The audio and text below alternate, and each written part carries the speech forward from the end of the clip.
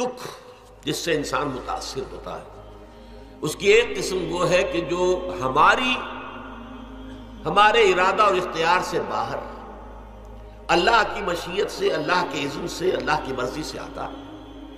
اس کے لیے ہمارا کام صرف برداشت ہے۔ جو شے بھی ہمیں برداشت کی صلاحیت عطا کر دے وہی اس کا علاج ہے۔ جیسے آپ کو معلوم ہے کہ بخار بہت تیز چڑھا ہوا ہے، اس کی دوا نہیں ہے اسپرین یا کوئی اور پیراسیٹامول، بخار کی شدت کو کم کر دے، وہ کوئی علاج نہیں ہے۔ علاج تو ہوگا اگر معلوم ہو کہ کون سے جراثیم ہے، کس کی وجہ سے ہے، اس کا صحیح اینٹی بایوٹک کون سا ہے، وہ علاج ہوگا۔ یہ علاج نہیں ہے، لیکن اس کی شدت کی کمی اور اس کے اندر جو احساس ہے جھیل جانے کا، وہ انسان کے لیے آسان ہو جاتا ہے۔ یہی مضمون آیا ہے سورہ حدید میں بھی، ما اصاب من مصیبت فی الارض ولا فی انفسکم، یہاں کھول دیا اس مضمون کو۔ میں نے عرض کیا تھا نا کہ یہ آفت سماوی بڑے پیمانے پر بھی ہو سکتی ہے، زمین میں یعنی زلزلہ آ گیا، فلڈ آ گیا، طوفان آ گیا، ولا فی انفسکم، خاص تمہاری جان میں، تمہیں بخار ہو گیا، تمہیں ٹی وی لگ گئی، تمہیں کوئی اور بیماری آ گئی، تمہیں کینسر ہو گیا، معاذ اللہ ہوتا ہے، آخر ہوتا ہے، دنیا میں انسانی زندگی کے ساتھ یہ ساری چیزیں لگی ہوئی ہیں۔ لیکن یہ چیزیں ما اصاب من مصیبت فی الارض ولا فی انفسکم، نہیں پڑتی تم پر کوئی پڑنے والی کوئی مصیبت، کوئی تکلیف، نہ پوری زمین میں بڑے پیمانے پر، نہ تمہاری جانوں میں انفرادی سطح پر، الا فی کتاب من قبل ان نبراها،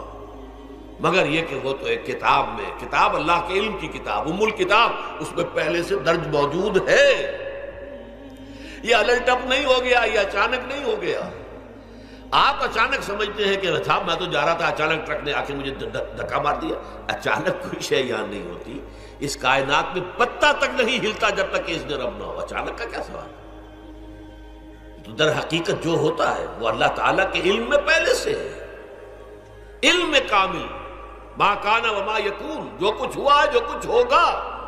مستقبل، ماضی، کل کا کل، آنے واحد میں اللہ کے علم میں موجود ہے۔ لہذا یہاں اچانک کچھ نہیں ہوتا، جو بھی آیا ہے اللہ کے علم سے آیا، اور یہ پہلے سے اللہ کے علم کے اندر موجود تھا، لکھا ہوا تھا، الا فی کتاب من قبل ان نبراها ان ذلک علی اللہ یسیر۔ یہ تمہیں تو مشکل نظر آئے گا لیکن اللہ پر بڑا آسان ہے، اللہ کا علم کامل، ما کانا ما یکون کو حاوی ہے، لکہ لا تاسوا علی ما فاتکم، تاکہ تم افسوس نہ کیا کرو ان چیزوں پر جو تم سے چھوٹ جائیں، جاتی رہیں، چھن جائیں۔ کوئی موقع تھا ہاتھ سے نکل گیا، کوئی دولت تھی اس پر ڈاکہ پڑ گیا، کوئی اور مصیبت ہے وہ آ گئی، کوئی عزیز فوت ہو گیا، اکلوتا بیٹا تھا فوت ہو گیا، وغیرہ وغیرہ۔ ما فاتکم، فات سے ہی فوتیدگی ہے نا، جو شے بھی نکل جائے، چلی جائے، ہاتھ سے جاتی رہے، چاہے وہ کوئی آپ کا عزیز تھا جو فوت ہو گیا تو آپ کے ہاتھ سے نکل گیا، یا کوئی مال تھا جو آپ کے قبضے سے نکل گیا، ڈاکہ پڑ گیا، چوری ہو گئی، نقصان ہو گیا کاروبار میں بہت بڑا،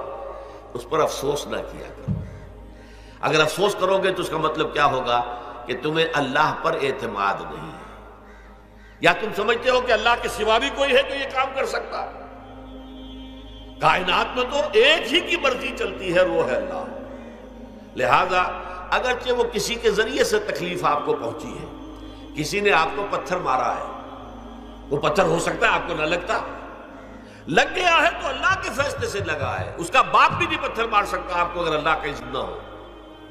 لہذا آپ پتھر مارنے والے کو بھی مجرم سمجھیے، ٹھیک ہے، اس سے بھی قصاص لینے کا آپ کو حق ہے، لیکن یہ جان لیجئے کہ جو آیا ہے پتھر وہ اذن رب سے آیا ہے۔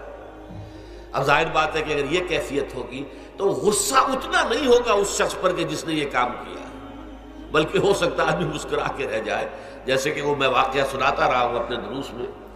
کہ ایک درویش مرش آدمی جا رہا تھا، جو رب کرے سو ہو، جو رب کرے سو ہو، جو رب کرے سو ہو، کسی شخص نے پتھر اٹھا کر دے مارا، اس کے سر پہ لگ گیا کہ اس نے پیچھے پلٹ کر دیکھا کس نے مارا ہے، اس نے کہا مجھے کیا دیکھتے ہو، جو رب کرے سو ہو، یہ تو رب کے مارنے سے۔ اس نے کہا مجھے تو یہ پتھر رب کے مارے ہی لگا ہے، لیکن میں دیکھ یہ رہا تھا بیچ میں کس کا منہ کالا ہو گیا، اپنے لیے کس نے ایک گناہ کما لیا، اپنے لیے کس نے ایک مصیبت جو ہے وہ مول لے لی، وہ بیچ میں تم آ گئے ہو، پتھر اللہ کی طرف سے آیا ہے،